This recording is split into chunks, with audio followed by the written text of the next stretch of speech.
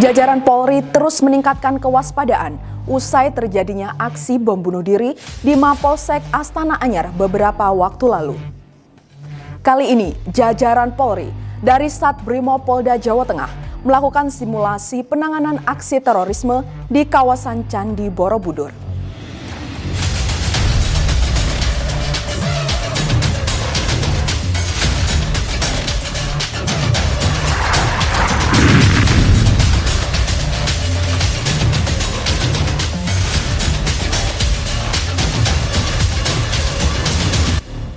Objek-objek wisata maupun fasilitas dan transportasi umum lainnya pun menjadi sasaran simulasi.